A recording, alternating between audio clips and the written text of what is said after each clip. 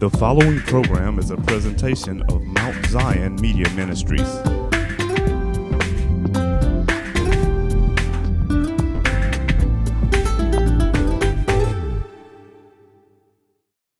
Hello, and thank you for allowing us at Mount Zion the privilege of coming into your home and sharing the gospel week after week.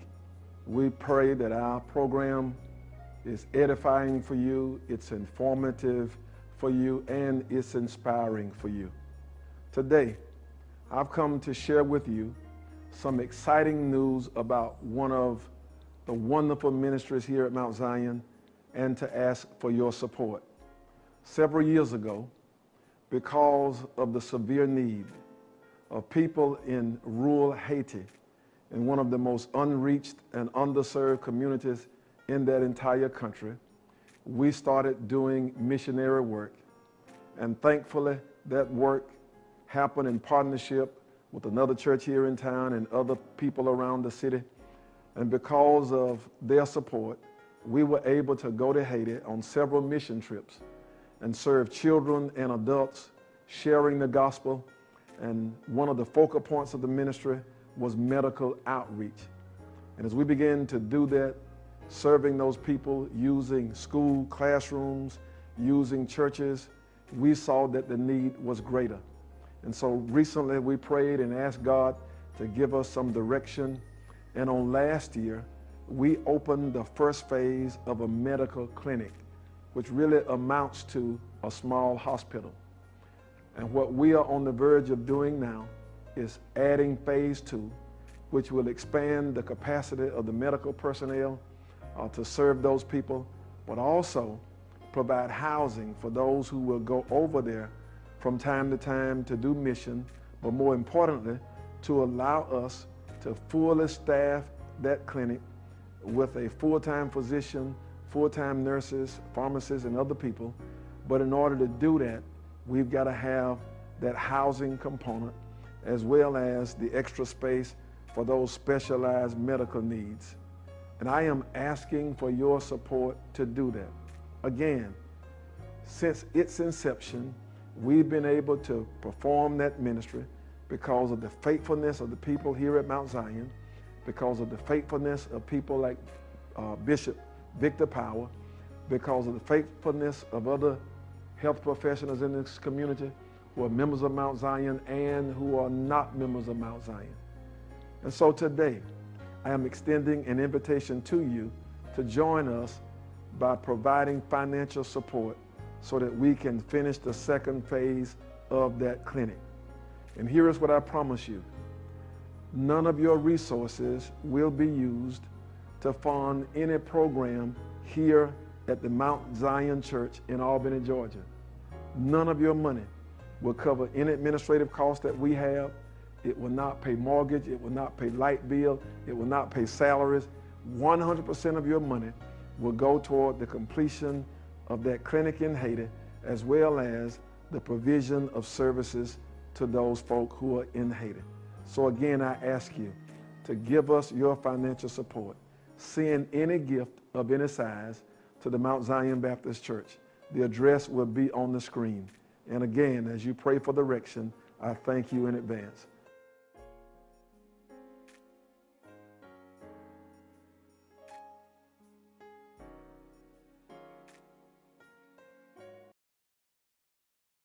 And the subject is, before revival is over, or before that revival ends, as I talked this morning. But before we can declare this revival is over, there's some things that got to happen. And so that's what I want to talk about today. Before the revival is over, or before the revival ends. Some of you took a sigh of relief on Wednesday night and said, I enjoyed the revival, but I'm glad it's over. Others said, I enjoyed it and I wish we could have kept going because it was so good. And the reason you wanted it to keep going is because you thought it ended. But I want to submit to you that revival did not end on Wednesday night. But before I get to what needs to happen next, let me first just go back and say thank you to the members of Mount Zion for your prayers for revival. Because here at Mount Zion, we believe that it is God who gives revival, and it is He who revives us again. And so the revival happened because of Him. I want to thank you not only for your prayers, but for your planning and preparation. A lot of people behind the scene did some things to make what happened Monday, Tuesday, and Wednesday happen, and they started doing that a long time ago, and I want to thank them for their effort. There were things you didn't have to worry about that never crossed your mind, that had they not been taken care of, it would have been a detraction from revival. And so thank you for your planning and preparation. And then I want to thank you, Mount Zion, for your participation. Not only did you come, but you spread the word that Jesus was in the house, and others came as well. And so I thank you for that part, because the revival was not intended to be just for us, but we wanted to give a gift to this community those 3 nights in the worship experience. And so I thank you for what you've done. And may I be so bold and faithful and futuristic in my thought to say thank you for what you are going to do in the future. And here it is. In this particular parable that Jesus told, He told it for a reason. And I think that the reason might speak to us in this season of revival that we are in. If you're here on Monday night, you remember that Pastor Jackson opened up by preaching from that storyline where Jesus was preaching on the lake just like today. And there were so many people that He did not have room to stand and preach. And so He asked Peter and John to use their boat. He got on the boat, He preached, then afterward, in Jesus' form, He taught a lesson to Peter and John and the other fishermen by simply saying, I want you to get back on your boat and go fishing again. And they said, we've been fishing all night and hadn't caught a thing. Nevertheless, at your word. So Pastor Jackson showed us in the sermon how they went back out and how God used that situation to raise their level of expectation so that they could operate at a different level. Well, here in this particular story, He uses the boats again. And in rare Jesus form, true Jesus form, He teaches another lesson, but it's not about raising expectations. It's about understanding the reality of the revival. In front of Jesus is a large crowd, and they're hearing what He's saying. And also, He's healing, He's delivering, He's casting out demons. It's an awesome service. The multitude is excited, and His disciples are excited. And after doing this magnificent, this wonderful thing of teaching and preaching and healing, Jesus brings the 12 aside. It's, now let me help you understand the reality of what happened. You saw the multitude, and there was excitement. But I need you as future leaders of the church to understand the dynamics of the multitude, because as you do ministry, you're going to encounter the multitudes. You're going to encounter all kinds of people when you go out and spread this gospel, and I need you to understand the dynamics of what will happen when you do that. And so He tells them a parable, and it's one that they are familiar with, and it's the parable of the sower, and how the sower went out and sowed some seed. And when the sower sowed the seed, it says some fell by the wayside. And there were birds who came and ate up the seed before any fruit could be produced. Then He said some of the seed fell on stony ground. And the stones prevented the seed from falling down in the soil and going deep. And so He says, because it was shallow ground, the seed germinated and produced some fruit, but it had no root. And as a result of that, when it began to produce, the sun was shining and scorched it, and it withered away. And no fruit came from it because its root was shallow. Don't miss this. Not because of the sun, but because of the shallowness of the roots.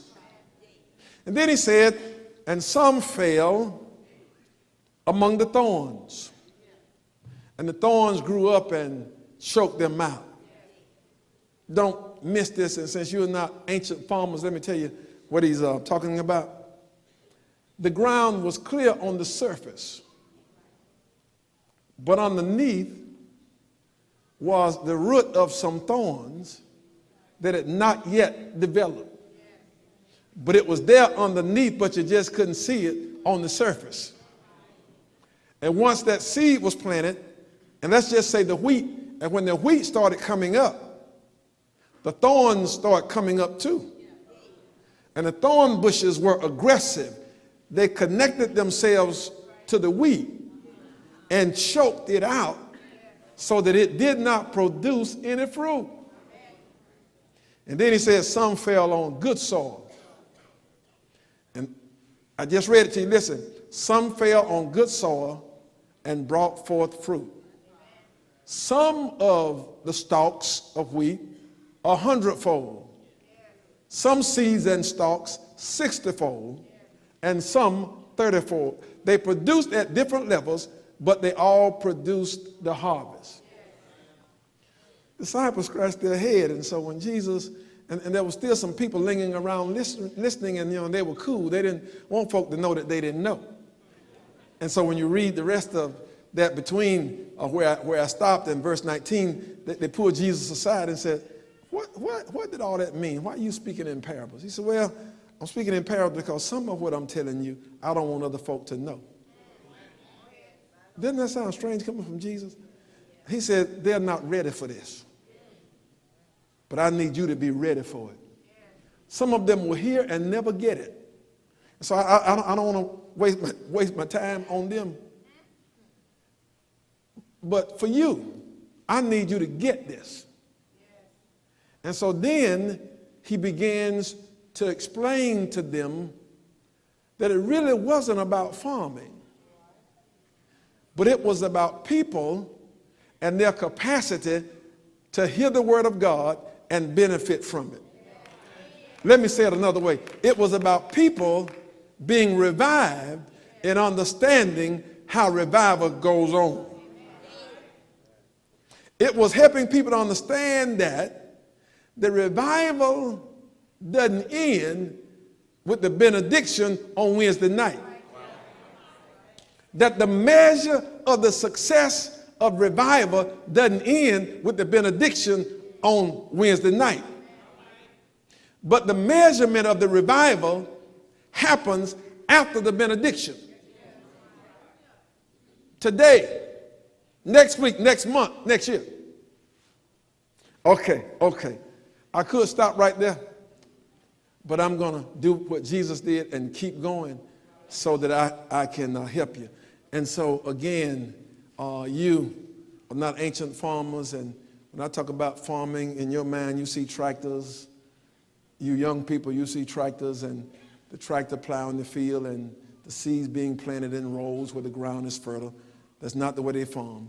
Old school people, you see a plow with a mule in front of it, and then some of you didn't have a mule, so your plow had a wheel, and you were the horse. And then some of us had to take a hoe.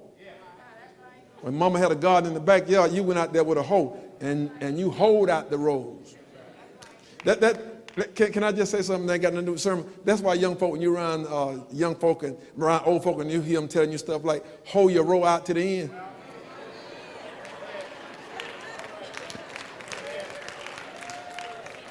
They trying to tell you, you can't stop because you halfway. Because you get tired. You got to hold that row all the way out. Till the end, I feel like going back to the country now. And so they didn't hold their row out to the end either, but let me just show you, as I preach the rest of this sermon, what Jesus did. The sower took seed and he literally sowed it.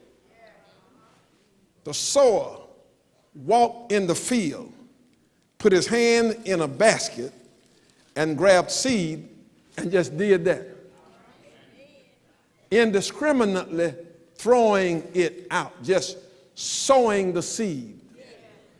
And we know from this particular parable that the seed is the word. He didn't hoe a row. He didn't put it in a particular place. He didn't put it in the shade, put it in the sun, put it in this place. He just threw it. Let me rewind so you get it. When the preacher was sowing the seed, he didn't go to any particular row. He didn't go to any particular person. He just threw it over the whole building. And some of the seed fell by the wayside. Somebody, Monday, Tuesday, and Wednesday, got a wayside heart.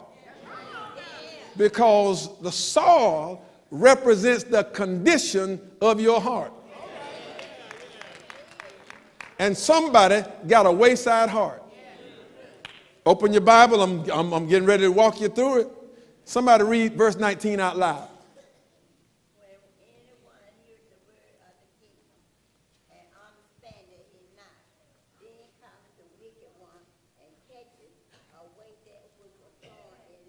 All right, I know you didn't hear, but I just want to get your attention and get your head in the Bible. That's all I want to do right there. And so here is the wayside heart.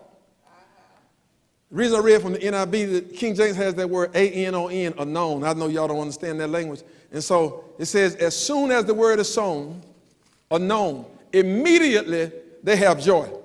As soon as the word come out the preacher's mouth, you up on your feet. You shouting, you got joy, you're happy, because there's this immediate emotional response to the word. However, you don't understand what you're responding to. It sounds good, it tickles your fancy, but at a deep level, you don't understand. And you're excited over the dressing, the window dressing, but you don't understand. You excited at the idea of operating at a higher level of expectation, but you really don't understand what that entails. You get excited about to come to the table because you want what's on the table, but you don't understand the requirements to get here and then to stay here.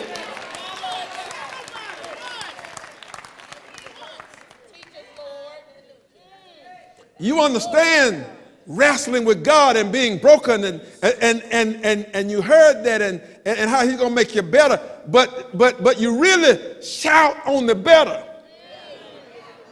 But you won't understand the journey to better. That's why you thought you were going to be better Wednesday night after the benediction. And if the revival don't continue in you and in me, not going to be better. And some fail.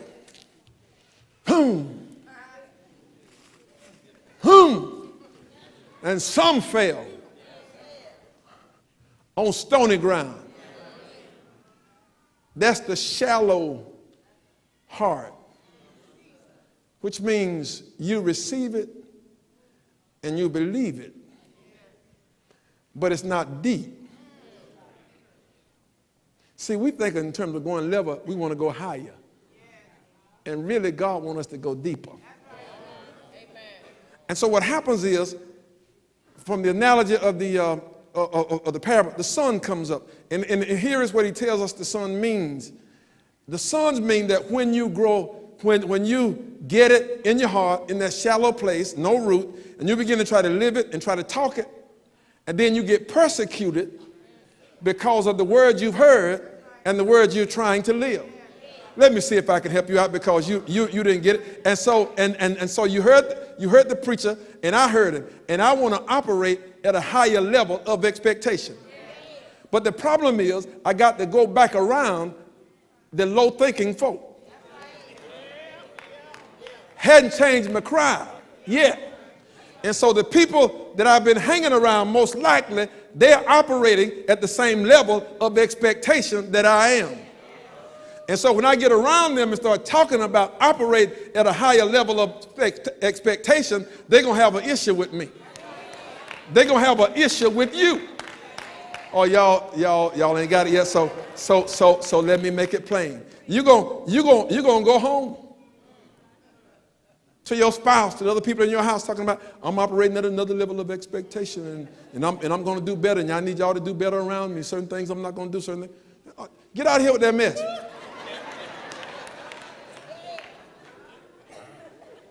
Just because you went to revival, that don't mean you don't change. You ain't fooling me. You're the same old.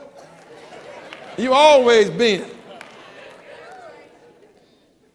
Why are you listening to all this gospel music? Turn that radio back on 96.3.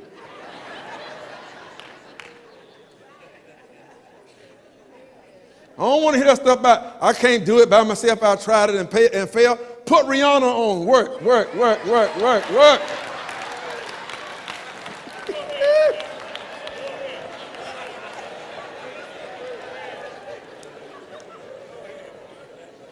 Help me, somebody.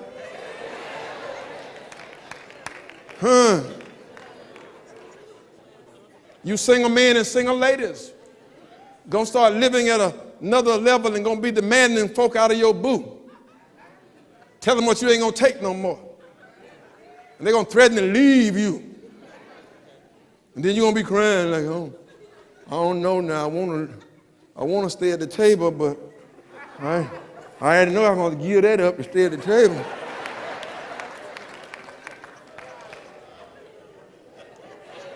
He said you can't eat at my table and the devil's table too, so I got to decide where I want to eat. You're going to go to work. And you're going to try to live differently and be different because you want to be better, and God has been working on you to be better, and you're going to take better back to church, back to work. And your coworker's going to mistake your better for weakness. And they're going to come off at you. Since you're so holy now, you ain't supposed to come back. But can I help you right there? You want to know what pastor tell them? Don't get it twisted. Don't let pastor in front of my name fool you. Meekness means I got strength. It's just under control. And it's going to be under control when I get you up off me. And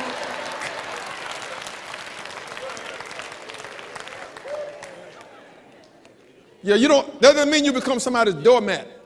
But you're going to be trying to do better and do right. And then people who do wrong going to look like they're prospering and successful in the job while you're struggling trying to do right.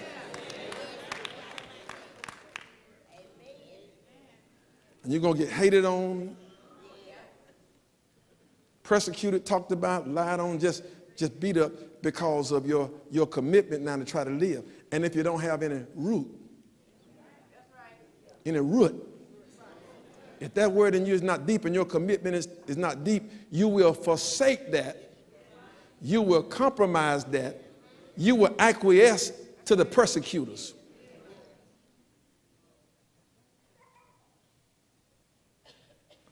And some fell on thorny ground. That's that thorny heart.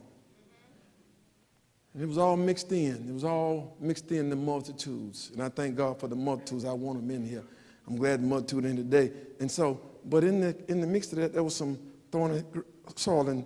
And I told you it was on the surface, and it didn't come to light until the fruit, the wheat, started to grow. And when you read that, it's right there. It says that that represents the hearts that are anxious, concerned about the cares of this world and the deceitfulness of riches and lust for stuff. And what Jesus did there is went on both spectrums to get everybody. People who are concerned with the cares of this world are people who don't have much or don't have anything at all. And so they're concerned now. They don't sleep because they're worried about how they're going to pay Peter and Paul. They done borrowed from Jane and Sue and can't pay Jane nor Sue. And now they worry about how they're going to pay Peter and Paul. There's people whose incomes get cut and their lifestyles have to drop. But while the income been cut, the bills are the same. There's people who have aspirations to do things in the future, and they need the finances to make it happen. They need the resources to make it happen. And because they don't have it, they're worried about it. They're worried about how the children going to go to college. They're worried about how they're going to pay the doctor bill. How that song, light bill due, doctor bill too. Rent what? Baby needs to see. I know I'm talking right. Baby need a pair of shoes. He says, and you're so concerned with that it has become the focal point, and you cannot grow and produce fruit because your attention, your development is being choked because you're worried. Anybody here know what I'm talking about? I know y'all ballers and you won't admit it. But you've been there. You're up all night writing on a piece of paper trying to figure out something. And I'm gonna let you in on a little secret. Go to bed, because if you add it up at 8 o'clock and it come out short, you can add it at 9, 10, 11, 12, 1, 2. The math ain't gonna change, baby. And then it's funny how you think if you look at it long enough.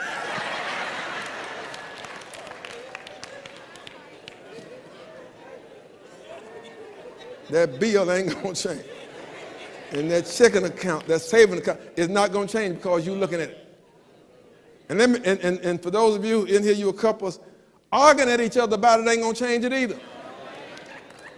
Go on, fuss. It ain't fuss, fight. Go sleep in the other room. And when you get back together, you still gonna be broke. Told. So that's not the answer. And then he goes, the deceitfulness of riches, and this is folk who have been deceived by their wealth, whatever level it is. Because there's some folk who think that if I got enough money saved, it insulates me from any kind of trouble. And that whatever comes up, I got enough money to handle it. And they put their trust in their resources, their houses, their land, their money, their rental property, their investments. And he's saying, you crazy too. You have been deceived because your wealth won't protect you. Okay, you got everything covered. Get sick.